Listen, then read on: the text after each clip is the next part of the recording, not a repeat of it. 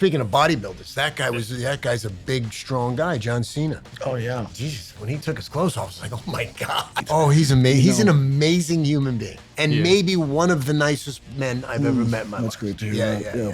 I do have a good fight with him about episode 5. I got to go beat up that guy.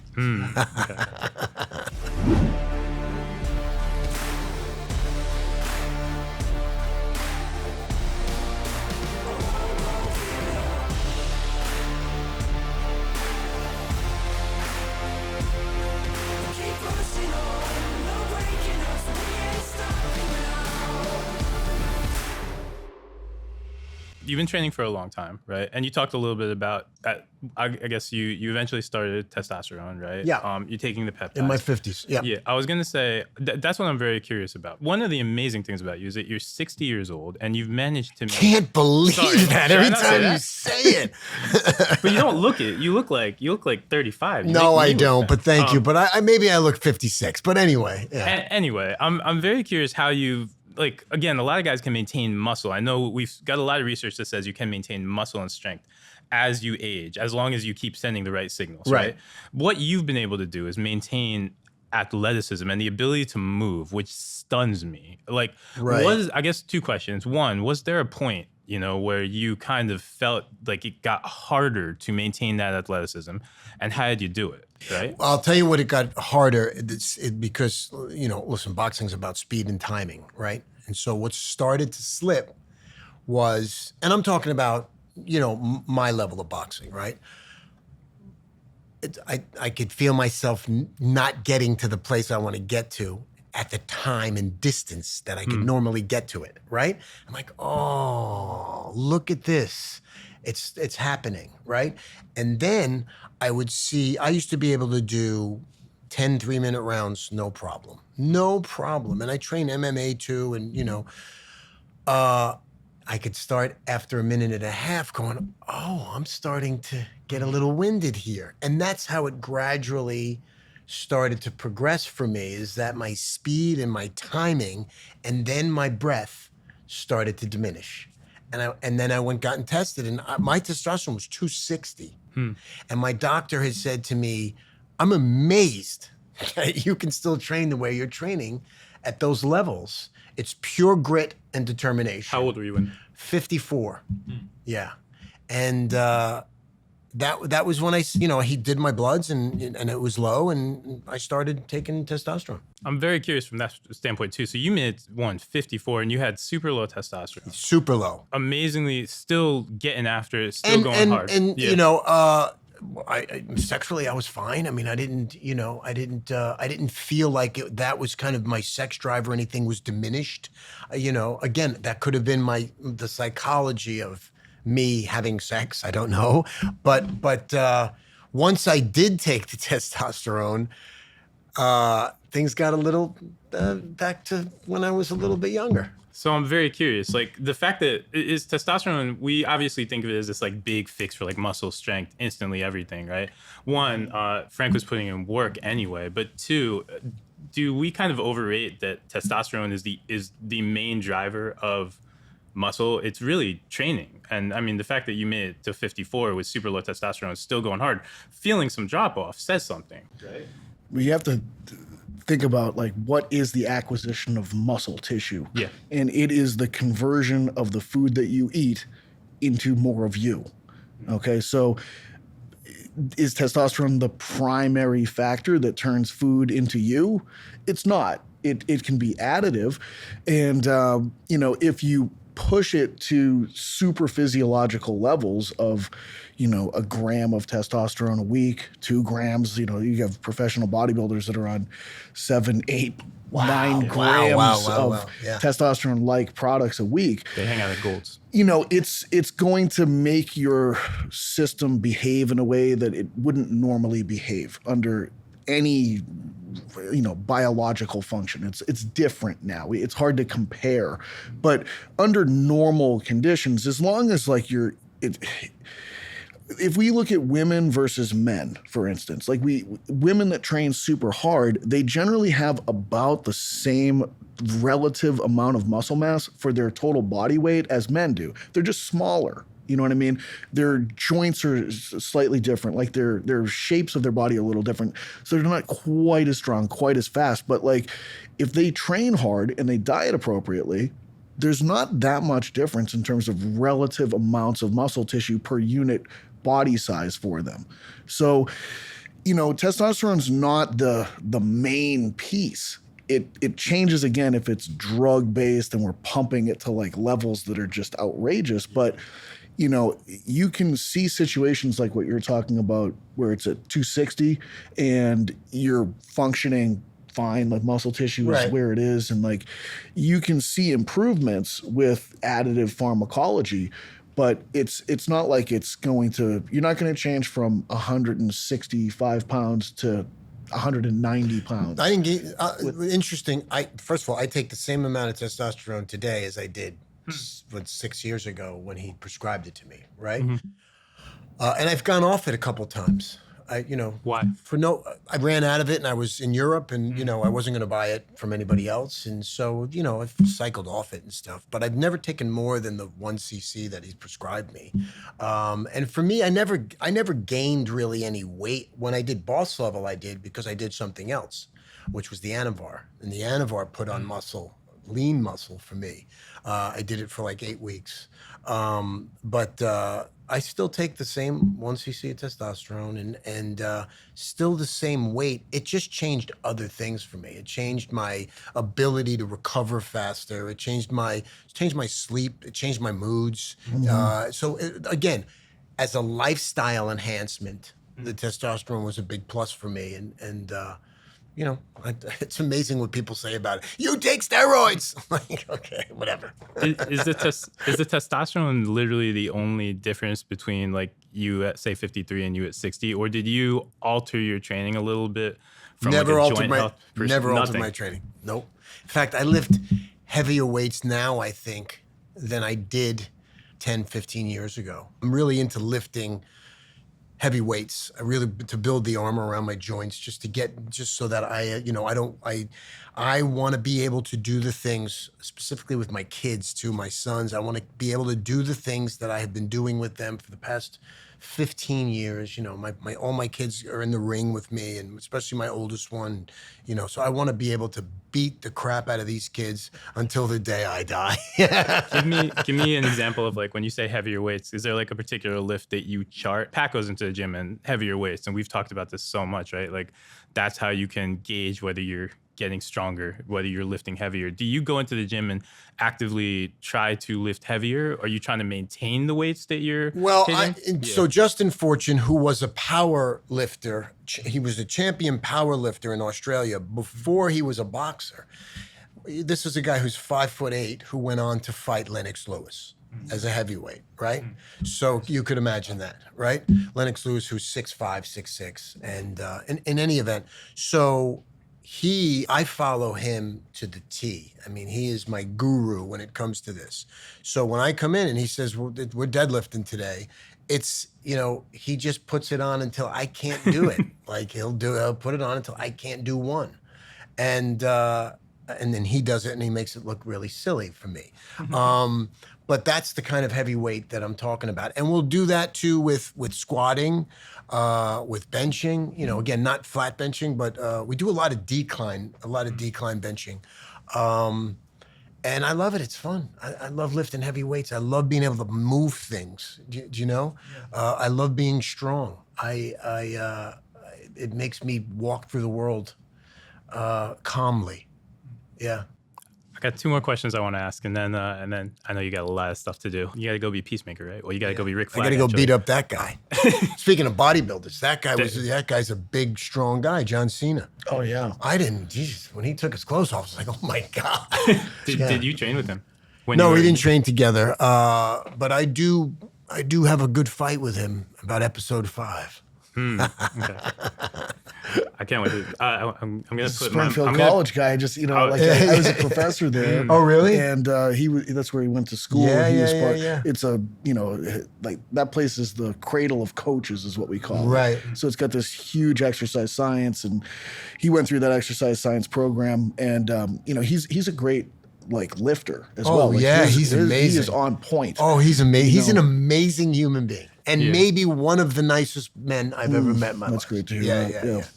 Also a lot like to your point too. He's trained like his whole life. Like, Oh my God. yeah, And that's not a Hollywood it's guy. interesting Yeah. because, people say, oh, wrestling's not a sport. I'm like, okay. You give it a These guys shot. are 270 pounds throwing themselves, launching their bodies onto the way he walks, you could see the pain that this guy's gone through. So here's my theory on wrestling too. I mean it's hard to obviously go all out and punch somebody, right? And flip somebody and do all those things for real. But in my mind, I've got it through my head that for pro wrestlers, it's got to be harder to do it and not hurt the other guy because it means you have to hold back. They are hurting the other guy. Yeah. Like they're in pain all the time. These guys, and they're so big. Yeah. And they're so big, and they're doing things that are acrobatic. I mean, to me, these are some of the greatest athletes that you'll ever see. I mean, these are bigger than some linemen, and they're throwing their bodies around like they're my size. It's crazy, man. It's crazy. And they are hitting each other, and they're not holding back because it's just two forces coming together. I don't know how they do it. And so it may be, there's a lot of entertainment involved, obviously, with professional wrestling, but to call it, it's not a sport. I mean, it certainly is a sport. It's acting plus athleticism. It is amazing. Literally a different version of what you're doing. Yeah. So 2 more questions for you guys, and I'm just curious. Again, from a longevity standpoint, you hate these questions. I know you hate them because I reduce them, right? But from a longevity standpoint, right? You get one exercise that you could do that can hopefully help you, maintain yourself. And again, just one exercise, right? What would it be? To me, I would say like a kettlebell swing because I get the hinge, I get my glutes, I get a little bit of cardio in there. If I'm doing it, I get some power in there. But I'm curious, especially for you, because you've outlasted, you're ahead of me and Pat right now. To me, deadlifting. I don't know how you feel about deadlifting, but for me, it's an overall body experience, and I'm so affected by it, from my nervous system to my muscularity. It's an all encompassing exercise, and I love to do it. Yeah. How often do you do it? Once or twice a week. Yeah, depending on how heavy we go and how it affects me, because I need to go rest for a day after I deadlift, and I can't. I used to try to box and deadlift in the same day, and it was ridiculous. I used to box and do CrossFit in the same day, and I almost destroyed myself. Yeah, so I've learned now to listen to my body about resting, and if I want it to be effective, I mean, my body, your body needs the rest. Obviously, everybody knows this in order for the exercise to work. So. But I love the deadlift. Yeah, it's interesting because the deadlift and kettlebell swing are obviously they're similar of movement course, patterns, yeah, right? Because yeah. the hinge is such a fundamental thing that everybody's got to be able to do. Right. The hinge being where your butt goes back and then you squeeze your glutes to stand up. What's your motion? You only give me one thing. One. It would have to be sprinting. That's Have to be. Yeah. On a That's track. interesting. Yeah. Because if you're only letting me squat, I'm going to be real upset about not getting an upper body exercise. Right. You know what I mean? But I could deal with if it's one thing, sprinting. And I love training. Like, I mean, I'm not physically built the way that I was when I was doing a lot of track work, but I love track work. And I don't know if anything makes me feel like more of an animal than actually a hard track workout. Yeah. And I've done, the MMA, the box, jiu-jitsu, wrestling, the whole thing. But there's something about just running as fast as possible that, like, for me, gives me a great sensation. So that's one I'd go with. That's great. Yeah. It is interesting too, because I feel like all of us kind of chose exercises that allow us to be animalistic to some extent, right? Like lifting as heavy as you can on a deadlift, as powerfully as you can swing a kettlebell, as aggressively. It's like there is like a quality of just like sheer power strength. Listen, I'm all about that, man. Like, I'm all about being an animal. Like I walk through the world I'm peaceful but confident, and you know, I instill that in my kids. Very stoic ideologies, and you know, without it being toxic masculinity, whatever that even may mean. I'm a masculine, strong, you know, physically capable guy, you know, and I like being that way. Yeah. We've talked about a lot of things on here. The way I want to just end this is just get one idea, and I'd like you to go last because you know you're the superstar Rick Flag, right? Because I'm oldest. That too. In fact, we'll go in age order here, okay? Because I'm the youngest. Oh so my nobody will know God. how. But I just want to know if we have one takeaway for our guys at home when it comes to training athletically, especially as you age. Like, what would that takeaway and lesson be? For me, I think the thing that I learned the most from you. And just also think about it, is that you can have it all. Like you are, you know, strong, you know, you have muscle, you can move weight, but you've also got this power and you can rotate and you can box probably better than me or Pat will ever do, right? So the fact that you can do that at 60 years old, I think is a great reminder to everybody at home that you can you don't just have to think about only being muscular or only having speed, but you can have that real fusion of everything. And maybe one day you'll be in a DC movie at some point too. So that's my lesson. Yeah, Pat, you're up. Well, I think like the human animal is a jack of all trades, master of none compared to other animals, you know, and like if we all had to go out and live in the wild, I'd be the worst off to start off with. You know what I mean? I'd have a real hard time even like getting down to the stream to be able to bring water up to my face. And like, I'd be real hungry and real tired and like just be like a drain on everybody. So, but if you gave me enough time, like if I survived, my body would change. You know what I mean? And I'd be able to, I'd be forced to be more mobile. I'd be forced to have greater range of motion, to climb things, to run with endurance, to run with speed, to deal with. So the modern world, it's just very different. You know what I mean? Like I don't have to do any of those things. I don't. Like I can order food. I don't have to go out and hunt it. I'd be terrible running down an animal at this point in time. Like you would hear me coming a mile away huffing and puffing. And like as long as like so there's pros and cons to that. You know what I mean? Like the pro is I get to develop muscle tissue on a level that none of my ancestors could have ever imagined. Like if I met, 50-time great grandfather right now, he'd be like, bro, what even are you? Right. Yeah. You know what I mean? You're lifting all that weight for no money. For what, dude? Yeah, what Why are you doing this? But also that's kind of cool in some ways. Right.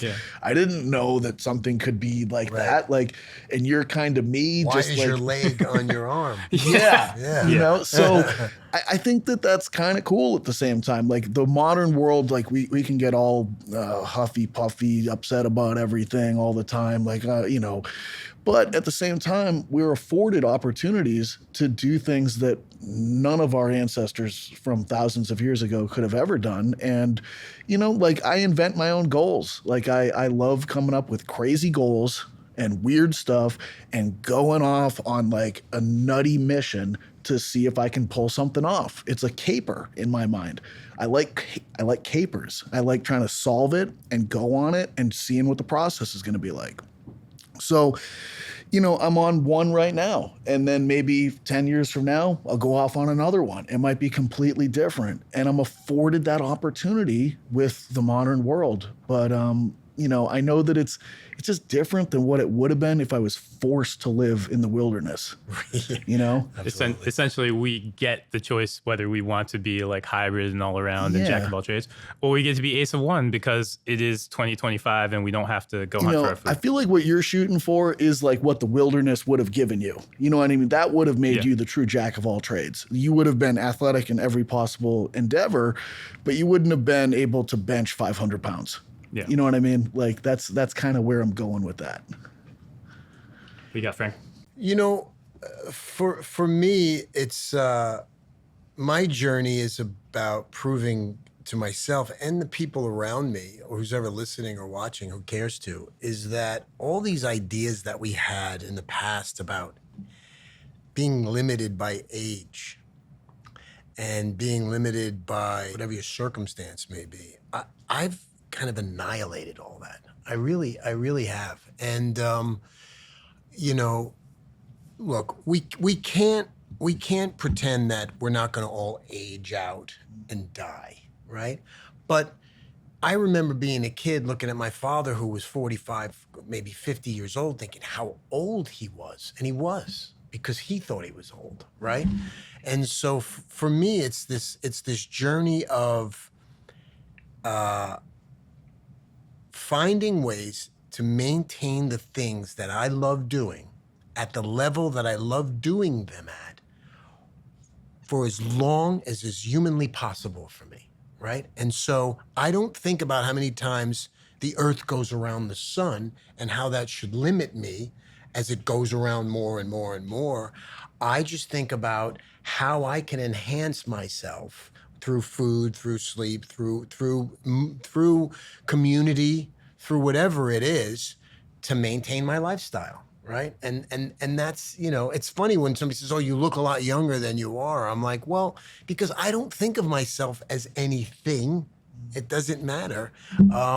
So right now it's working, and I'm going to keep doing it the way I do it. And whoever's interested, I like to share my information with them. That's badass, because it's 3 versions of Limitless. Kind of do it all, right? Do it forever, and then do it in a specialized, limitless way. But they all kind of work. Just whatever you do, make sure to stay athletic. Thank you so much, Frank Grillo, for giving us a couple of lessons. Thank you. On being athletic, and we'll have you back in another 10 years when you can look 32. Okay.